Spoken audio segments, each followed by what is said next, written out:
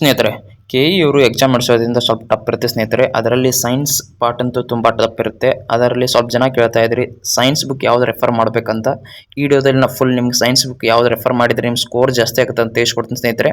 ಇನ್ನು ನಮ್ಮ YouTube channel ಯಾರು ಸಬ್ಸ್ಕ್ರೈಬ್ ಮಾಡಿಲ್ಲ ಸಬ್ಸ್ಕ್ರೈಬ್ ಮಾಡಿ ಸ್ನೇಹಿತರೆ. ಐರಾ ಅಕಾಡೆಮಿ ಅವರು ಮಾಡಿರೋ ಸಾಮಾನ್ಯ ವಿಜ್ಞಾನ ತಂತ್ರಜ್ಞಾನ ಬುಕ್ಕು ತುಂಬ ಚೆನ್ನಾಗಿದೆ ಸ್ನೇಹಿತರೆ. ಇದು general science and technology almost last K E ಅವರು ಎಕ್ಸಾಮ್ ಮಾಡಿಸಿರೋದು ಈ ಬುಕ್ಕಿಂದ ಕವರ್ ಆಗಿದ್ದಾವೆ ಸ್ನೇಹಿತರೆ. ಎಲ್ಲರೂ ಈ ಬುಕ್ ರೆಫರ್ ಮಾಡಿ. ಇದನ್ನು ಯಾರು ಬರೆದಾರ ನೋಡು ಸ್ನೇಹಿತರೆ.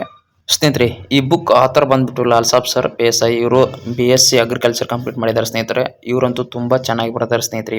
ಈ ಬುಕ್ಕಲ್ಲಿ ಆಲ್ಮೋಸ್ಟ್ ಲಾಸ್ಟ್ ನಡೆದಿರೋ ಕೆ.ಇ ಎಕ್ಸಾಮಲ್ಲಿ ಆಲ್ಮೋಸ್ಟ್ ಸೈನ್ಸ್ ಕ್ವಶನ್ ಈ ಬುಕ್ಕಿಂದ ಕವರ್ ಆಗಿದ್ದಾವೆ ಸ್ನೇಹಿತರೆ. ಈ ಬುಕ್ ಕಂಪಲ್ಸರಿ ಓದಿ. ಇದರಲ್ಲಿ ತುಂಬ UPSC SSC RRB KPSC KE KSP ಯಾರು ಓದ್ತಾ ಇದ್ರಿ ಸ್ನೇಹಿತರೆ ಅದಕ್ಕೆ ತುಂಬ ಯೂಸ್ಫುಲ್ ಇದೆ ಈ ಬುಕ್ಕು.